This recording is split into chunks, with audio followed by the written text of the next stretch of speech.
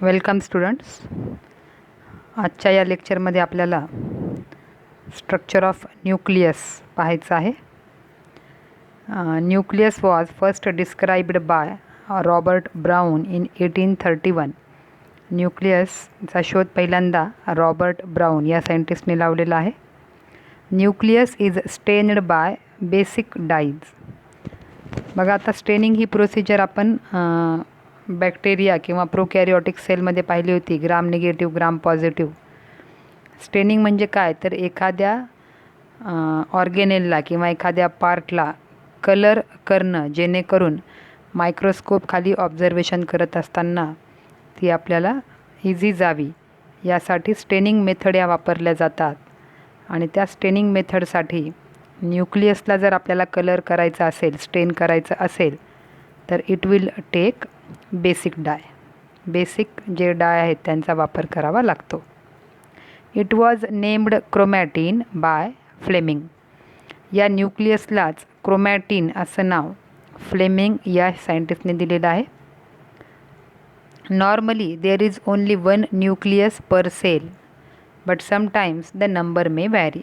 Usually आपण काय पाहतो की एक सेल आहे तर त्या एका सेलमध्ये एकच न्यूक्लियस प्रेझेंट असतो, परंतु बऱ्याच वेळा हा नंबर व्हॅरी म्हणजे बदलू शकतो. तर एक्झाम्पल पाहूत. That is in skeletal muscle. या स्केलेटल मसलमध्ये एका सेलमध्ये नंबर ऑफ न्यूक्लियस आपल्याला पाहायला मिळतात. तर सम सेल लॅक न्यूक्लियस. काही सेल अशा आहेत की ज्यांच्यामध्ये न्यूक्लियसच ॲब्सेंट असतो किंवा नसतो. बघा, 3 कंडिशन आहेत. एक कंडिशन आहे एक सेल आहे त्यामध्ये एक न्यूक्लियस आहे, जसं आपण WBC पाहणार, किंवा त्यांच्यामध्ये काय आहे, एका सेलमध्ये एक न्यूक्लियस आहे. काही सेल अशा आहेत की ज्यांच्या एका सेलमध्ये नंबर ऑफ न्यूक्लियाय आहेत, त्या म्हणजे स्केलेटल मसल्स. आणि काही सेल अशा आहेत ज्यांच्यामध्ये न्यूक्लियस हा ॲब्सेंट आहे, एकही न्यूक्लियस नाही. आणि अशा सेल्स म्हणजे RBCs of mammals, sieve tube cells of vascular plant. Vascular प्लांटमध्ये ह्या सीव ट्यूब सेल्स नावाचे जे स्ट्रक्चर आहेत त्यांच्या सेलमध्ये सुद्धा न्यूक्लियस हा ॲब्सेंट असतो. आणि आपल्या ह्युमन्सच्या ज्या RBC आहेत त्यांच्यामध्ये सुद्धा न्यूक्लियस हा ॲब्सेंट असतो. The interphasic nucleus. आता इंटरफेजिक न्यूक्लियस म्हणजे कोणता? The nucleus of the cell when it is not dividing. Cell division हा जो आहे, एका सेलपासून जेव्हा 2 सेल तयार होत असतात तेव्हा त्या मेथडला सेल डिव्हिजन असं म्हणतात. परंतु बऱ्याच वेळा असं असते की सेल ही सेल डिव्हिजन करत नसते, रेस्ट करत असते, तर त्या फेजला इंटरफेज असं म्हणतात. आणि जर आपण इंटरफेजमध्ये असणाऱ्या सेलचा न्यूक्लियस पाहिला तर that is interphasic nucleus. The interphasic nucleus has, यात काय काय आहे बघू. Number 1, highly expanded and nucleoprotein fibres called as chromatin. यामध्ये आपल्याला हायली एक्सटेंडेड म्हणजे जे लांब लचक असे न्यूक्लिओप्रोटीन्सचे फायबर्स पाहायला मिळतात, ज्याला नाव दिलेलं आहे क्रोमॅटिन. म्हणजे न्यूक्लियस आहे परंतु त्यामधलं जेनेटिक मटेरियल हे कसं आहे, एक्सटेंडेड आहे, लांबलचक झालेलं आहे. आणि अशा स्ट्रक्चरला काय म्हणायचं, क्रोमॅटिन. आणखी काय आहे त्यात, न्यूक्लिअर मॅट्रिक्स आहे. त्या न्यूक्लियसमध्ये असणारं जे काही सायटोप्लाझ्मिक मटेरियल आहे ते आहे. आणि 1 or more spherical bodies they are called as nucleoli. बघा, न्यूक्लियसमध्ये 3 घटक आहेत. मग इंटरफेजिक न्यूक्लियसमध्ये एक क्रोमॅटिन मटेरियल, न्यूक्लिअर मॅट्रिक्स, आणि तिसरं म्हणजे न्यूक्लिओलाय. बघा, इंटरफेजिक जो न्यूक्लियस आहे त्याच्यामध्ये असणारं जे काही जेनेटिक मटेरियल आहे त्याला काय म्हटलेलं आहे, क्रोमॅटिन. आणि म्हणूनच वर आपण इंट्रोडक्शनमध्ये पाहताना पाहिलं आहे की न्यूक्लियसला क्रोमॅटिन हे नाव फ्लेमिंगने दिले. मग का नाव दिले क्रोमॅटिन? कारण त्यामध्ये असणारं जेनेटिक मटेरियल हे कसं आहे, एक्सटेंडेड, थिन, फायबर लाईक या पद्धतीने पाहायला मिळते, म्हणून त्याला काय म्हणलेलं आहे, क्रोमॅटिन. आता न्यूक्लियसचं स्ट्रक्चर बघू आपण. त्यामध्ये पहिलं आहे न्यूक्लिअर एन्व्हलप. आता एन्व्हलप म्हणजे cover. Nucleus is covered by nuclear envelope. न्यूक्लियसच्या कवरला न्यूक्लिअर एन्व्हलप असं म्हणतात. It consist of 2 parallel membrane. Nuclear envelope हे किती लेअरचं आहे? डबल लेअर आहे. There is space between 2 membrane called as perinuclear space. या ज्या 2 लेअर आहेत किंवा 2 मेम्ब्रेन आहेत, यांच्यामध्ये थोडा स्पेस आहे आणि त्या स्पेसला पेरीन्यूक्लिअर स्पेस असं म्हणतात. Nuclear envelope forms a barrier between the material present inside the nucleus and cytoplasm. आता ह्या न्यूक्लिअर एन्व्हलपमुळं काय होतं? एक बॅरियर तयार होतो. बॅरियर म्हणजे अडथळा. कुणासाठी? की सेलचं जे सायटोप्लाझम आहे त्यामध्ये आणि न्यूक्लियसच्या मधलं जे काही मटेरियल आहे, या दोघांमध्ये एक अडथळा तयार करण्याचं काम कोण करते? That is the nuclear envelope. Outer membrane usually remains continuous with endoplasmic reticulum and that bears ribosomes on it. आपण पाहिलं होतं की एंडोप्लाझमिक रेटिक्युलम जे आहे त्याचे 2 प्रकार. रफ एंडोप्लाझमिक रेटिक्युलम ज्याच्यावर रायबोझोम आहेत आणि दुसरा स्मूथ एंडोप्लाझमिक रेटिक्युलम ज्याच्यावर रायबोझोम हे नाहीत. तर मग रफ एंडोप्लाझमिक रेटिक्युलम जे आहे हे न्यूक्लिअर एन्व्हलपची जी बाहेरची मेम्ब्रेन आहे त्याच्यासोबत जोडलेले पाहायला मिळतात. Next is nuclear pore. Nuclear pore म्हणजे छिद्र, न्यूक्लियसवर असणारे छिद्र. Nuclear envelope is interrupted by minute pores called as nuclear pore. न्यूक्लिअरचं जे एन्व्हलप आहे, डबल मेम्ब्रेनचं जे कव्हर आहे, हे कंटिन्युअस कव्हर नाही, हे इंटरप्टेड आहे. म्हणजे याच्यामध्ये काही ठिकाणी गॅप पाहायला मिळतो आणि तो gap that is the nuclear pore. It is formed by fusion of 2 membrane. हे जे न्यूक्लिअर पोर आहे हे कसं तयार होतं आहे? 2 मेम्ब्रेन ह्या फ्यूज होतात, एकत्र येतात आणि त्या ठिकाणी न्यूक्लिअर पोर हे स्ट्रक्चर पाहायला मिळते. What is the function? It act as passage for movement of RNA and protein molecules between nucleus and cytoplasm. वरच आपण आत्ता पाहिलं की न्यूक्लिअर एन्व्हलपमुळं काय होतं आहे? न्यूक्लियसच्या मध्ये असणारं मटेरियल आणि सेलचं सायटोप्लाझम हे दोघं एकमेकांमध्ये मिक्स होऊ शकत नाहीत किंवा सायटोप्लाझममधले घटक न्यूक्लियसमध्ये एंट्री करू शकत नाहीत किंवा न्यूक्लियसमधले घटक हे सायटोप्लाझममध्ये इझिली जाऊ शकत नाहीत. आणि मग अशा वेळेस RNA आणि प्रोटीन यांची मूवमेंट होणं आवश्यक आहे आणि ती मूवमेंट ही न्यूक्लिअर पोर्सद्वारे केली जात असते. म्हणजे RNA जो आहे, DNA पासून जो RNA तयार केला जातो हा न्यूक्लियसमध्ये तयार होतो, परंतु त्याचं ॲक्च्युअल काम जे आहे हे सायटोप्लाझममध्ये होणं आवश्यक आहे आणि त्यामुळं न्यूक्लियसमध्ये तयार झालेला RNA हा सायटोप्लाझममध्ये पाठवण्यासाठी न्यूक्लिअर पोर याच्याद्वारे तो बाहेर पडतो. किंवा सायटोप्लाझममध्ये तयार झालेले प्रोटीन्स जे न्यूक्लियसमध्ये आवश्यक आहेत, तर हे प्रोटीन मॉलिक्यूल त्या न्यूक्लिअर पोरद्वारे सायटोप्लाझममधून न्यूक्लियसमध्ये एंट्री करत असतात. This is the function of nuclear pore. Then is nucleoplasm. What is nucleoplasm? Nuclear matrix is called as nucleoplasm. जसं सेलमध्ये जे काही त्याचं मॅट्रिक्स आहे त्याला आपण सायटोप्लाझम असं म्हणतो, तसं न्यूक्लियसमध्ये जे काही मटेरियल आहे त्याला आपण म्हणतो न्यूक्लियोप्लाझम. मग काय आहे त्यात? It content nucleolus and chromatin. यामध्ये कोणते घटक आहेत? न्यूक्लिओलस आहे आणि क्रोमॅटिन मटेरियल आहे. बघा फिगर, न्यूक्लिअर मेम्ब्रेन बघा, त्यालाच न्यूक्लिअर एन्व्हलप असं म्हणतात. न्यूक्लियसला कव्हर करणारं स्ट्रक्चर आहे, डबल मेम्ब्रेनचं आहे, बरोबर आहे. त्यानंतर न्यूक्लिअर पोर आहेत. न्यूक्लिअर मेम्ब्रेन जिथं जिथं काही गॅप तयार करतोय त्याला न्यूक्लिअर पोर असं म्हणायचं, ज्याच्याद्वारे RNA हा बाहेर पडेल आणि प्रोटीन मॉलिक्युल्स हे न्यूक्लियसमध्ये एंट्री करत असतात. त्यानंतर न्यूक्लियोप्लाझम, न्यूक्लियसच्या मेम्ब्रेनच्या आतमध्ये जेवढं काही मटेरियल आहे त्याला न्यूक्लियोप्लाझम म्हणायचं. यात 2 घटक आहेत, एक आहे न्यूक्लिओलस जो ब्ल्यू कलरचा दाखवला आहे आणि क्रोमॅटिन, जे की रेड कलरचे धागे दाखवलेत बघा, जेनेटिक मटेरियल आहे. क्रोमॅटिन कधी म्हणायचं त्याला? जेव्हा ते एक्सटेंडेड लांबलचक न्यूक्लिओ प्रोटीनचे फायबर्स आपल्याला या स्वरूपामध्ये पाहायला मिळतात, तेव्हा त्या जेनेटिक मटेरियलला म्हणलं जातं क्रोमॅटिन. नेक्स्ट पाहूत आता न्यूक्लिओलस काय आहे. The nucleoli are spherical structures present in nucleoplasm. न्यूक्लिओप्लाझममध्ये असणारे जे गोलाकार भाग आहेत त्यांना म्हणायचं न्यूक्लिओलस.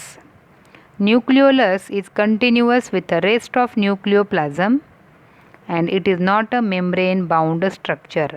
जसं न्यूक्लियसला मेम्ब्रेनचं कव्हर आहे तसं न्यूक्लिओलसला मेम्ब्रेनचं कव्हर नाही. And the function is it is the site for active ribosomal RNA synthesis. बरोबर आहे. या न्यूक्लिओलस कशासाठी मदत करतो? रायबोझोमल RNA जे आहेत त्याच्या सिंथेसिसमध्ये मदत करतात. In active protein synthesis large and more number of nucleoli are present.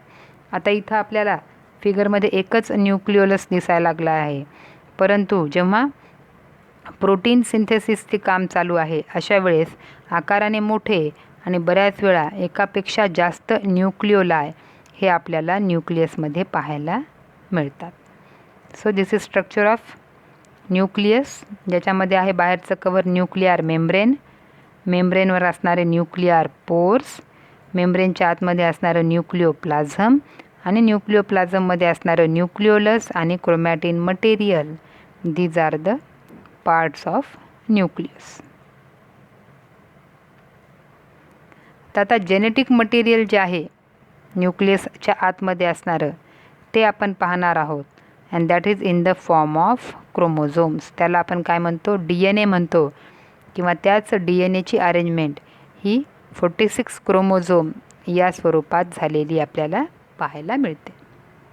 तर बघूत chromosomes. Interphase nucleus has a loose indistinct network of nucleoprotein fibres called as chromatin.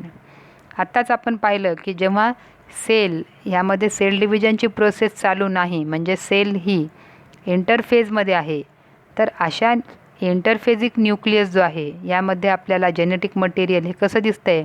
Loose दिसतंय आणि एक नेटवर्क जाळ्याप्रमाणे न्यूक्लिओप्रोटीन फायबर्सचं एक प्रकारचं नेटवर्क या स्वरूपामध्ये दिसते, ज्याला आपण म्हणतो क्रोमॅटिन. मागची जी आपण आत्ता न्यूक्लियसची फिगर पाहिली त्यामध्ये असणारं जेनेटिक मटेरियल हे कुठल्या स्वरूपात होतं? That is in the form of chromatin material. But in different stages of cell division cell show structured chromosomes in the place of nucleus. आता जेव्हा सेल ही सेल डिव्हिजनच्या स्टेजेसमध्ये असते अशा वेळेस त्या सेलमध्ये आपल्याला एक करेक्ट स्ट्रक्चरचं क्रोमोझोम हे त्या न्यूक्लियसमध्ये पाहायला मिळते. Chromatin contains DNA, histone proteins, some non histone proteins and RNA. Chromatin जे आहे हे कशापासून तयार झालेलं आहे? त्यात DNA मॉलिक्युल्स आहेत, हिस्टोन प्रोटीन्स आहेत, नॉन हिस्टोन प्रोटीन्स काही वापरले जातात ते आहेत, आणि RNA मॉलिक्युल्स ह्या सगळ्यांपासून क्रोमॅटिन हे बनत असते. A single human cell it has approximately 2 metre long thread of DNA and that is distributing among 46 chromosomes. जर आपण एक सेल घेतली आणि त्यामधला न्यूक्लियस जर आपण सेपरेट केला तर त्या न्यूक्लियसमध्ये आपल्याला जो DNA दिसतो तो साधारणतः ह्युमन सेलमध्ये DNA जो आहे हा किती लांब आहे? It is near about 2 metre long thread. बघा 2 मीटर लांब आहे. But that is distributing among, त्याची रचना कशी आहे? That is arranged in 46 chromosomes. त्या 2 मीटर लांबीच्या DNAला 46 क्रोमोझोम म्हणजे ज्याला आपण 23 पेअर्स असं म्हणतो यामध्ये तो बसवलेला असतो. म्हणजे लांबी किती झाली DNAची? 2 metre long. Every chromosome has a primary constriction called as centromere. फिगरमध्ये बघा 2 आहेत, जे काही 2 आर्म आहेत त्या आर्मला जोडणारा मधला जो भाग आहे त्याला म्हणलं जातं primary constriction. That is known as centromere. And centromere has disc shaped structure called as kinetochore. या सेंट्रोमेअरवर एक डिस्कच्या आकाराचं चापट स्ट्रक्चर आहे ज्याला म्हणलं जातं कायनेटोकोर.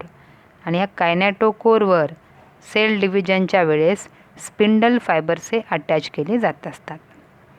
बघा, हा एक क्रोमोझोम आहे. असे 46 क्रोमोझोम जर आपण एकत्र आणले तर आपला ह्यूमन DNA जो 2 मीटर लाँग आहे हा तयार होतो. आणि एक क्रोमोझोम काढून जर आपण सेपरेट पाहिला तर ह्याला 2 आर्म आहेत ज्याला क्रोमॅटिड्स असं म्हणतात. आणि त्या जोडण्याचं काम सेंट्रोमेअर करतो. आणि त्या सेंट्रोमेअरवर कायनेटोकोर नावाचं एक डिस्कच्या आकाराचं स्ट्रक्चर पाहायला मिळते. दिस इज अबाउट क्रोमोझोम. आता क्रोमोझोम हे स्ट्रक्चर आपल्याला इंटरफेजमध्ये पाहायला मिळेल का सेल डिव्हिजनमध्ये? तर हे आपल्याला सेल डिव्हिजनच्या फेजेसमध्ये पाहायला मिळते. कारण इंटरफेजमध्ये क्रोमोझोम या स्वरूपामध्ये जेनेटिक मटेरियल आहे का? नाही. That is in the form of chromatin network. बरोबर आहे. लॉंग एक्सटेंडेड फायबर्स आहेत ज्याला आपण म्हणतो chromatids, chromatin material. Then types of chromosomes. Based on position of centromere, chromosomes are of 4 types. सेंट्रोमेअरची जागा नेमकी कुठे आहे याच्या आधारावर क्रोमोझोमचे 4 प्रकार पाहायला मिळतात. First one is metacentric chromosome. Metacentric when centromere पाहिजे. Centromere is present at middle. Centromere हे एकदम सेंटरला आहे त्या क्रोमोझोमला म्हणायचं metacentric chromosome. It forms 2 equal arms of chromosome. आता सेंटरला प्रेझेंट आहे आणि त्यामुळे ह्या ज्या 2 आर्म आहेत त्या आपल्याला इक्वल लांबीच्या पाहायला मिळतात. Then is submetacentric chromosome when centromere is slightly away from the centre. जेव्हा सेंट्रोमेअर हा कुठं आहे? सेंटरपासून थोडा एका बाजूला आहे, थोडा दूर आहे, तेव्हा अशा क्रोमोझोमला सब मेटासेंट्रिक क्रोमोझोम्स असं म्हणतात. One arm is longer while other is shorter. एक आर्म ही कशी आहे? लॉंग आहे, तर दुसरी आर्म ही कशी? शॉर्ट आहे. Then acrocentric. Centromere is present close to its end. आता हा आणखी दूर आहे. यामध्ये सेंट्रोमेअर जो आहे हा एका कडेला गेलेला आहे, म्हणजे कडेच्या जवळ आहे, close to its end. One arm is extremely short. एक आर्म खूपच छोटी होते, तर दुसरी आर्म ही खूपच लांब होते, very long. That is acrocentric. Last one is the telocentric chromosome. It has terminal centromere. बघा, यामध्ये सेंट्रोमेअर तर एका टोकालाच गेलेला आहे, त्यामुळे याच्यामध्ये आपल्याला एकच आर्म पाहायला मिळते. Few chromosomes have non-staining secondary constrictions at a constant location which are called as satellite. काही क्रोमोझोममध्ये आपल्याला सेकंडरी कन्स्ट्रिक्शन हा एका कॉन्स्टंट लोकेशनला पाहायला मिळणारा भाग आहे ज्याला सॅटेलाइट असं सुद्धा म्हणतात. This is about the types of chromosomes. या ठिकाणी फिगर आहे बघा. पहिली आहे मेटासेंट्रिक. का? कारण सेंट्रोमेअर हा सेंटरला प्रेझेंट आहे आणि दोन्ही आर्म ह्या जवळपास इक्वल लेंथच्या पाहायला मिळतात. आणि यावर सेकंडरी कन्स्ट्रिक्शन किंवा सॅटेलाइट हा भाग आपल्याला पाहायला मिळतो. तर दुसरा जो प्रकार आहे दॅट इज सब मेटासेंट्रिक. यामध्ये सेंट्रोमेअर हा सेंटरपासून थोडा दूर गेला आणि त्यामुळं एक आर्म ही छोटी झाली तर दुसरी आर्म ही मोठी आहे. Third one is acrocentric. ॲक्रोसेंट्रिकमध्ये हा आणखी काय झाला? एखाद्या एंडच्या जवळ त्याचं सेंट्रोमेअर आहे, बरोबर आहे, आणि त्यामुळं one arm is too long. एक आर्म ही खूप मोठी आहे तर दुसरी आर्म ही खूपच छोटी आहे. तर शेवटचा प्रकार टिलोसेंट्रिक. यामध्ये सेंट्रोमेअर हा एकदम टोकालाच जाऊन अटॅच झालेला आहे and that is the telocentric. These are 4 types of chromosomes. Metacentric, submetacentric, acrocentric आणि telocentric depending upon position of centromere. सेंट्रोमेअरच्या पोझिशनवरून आपल्याला क्रोमोझोमचे हे प्रकार पाहायला मिळतात. So this is all about the chapter cell, the unit of life. ज्यामध्ये आपण प्रोकॅरिओटिक आणि युकॅरिओटिक या दोन्ही प्रकारच्या सेल्स, न्यूक्लियस, डेफिनाईट न्यूक्लियस असणाऱ्या आणि डेफिनाईट न्यूक्लियस नसणाऱ्या अशा दोन्ही प्रकारच्या सेल, त्यांचे इतर सेल ऑर्गेनेल्स हा भाग कंप्लीट केलेला आहे. If any doubt then ask, solve these questions, and thank you.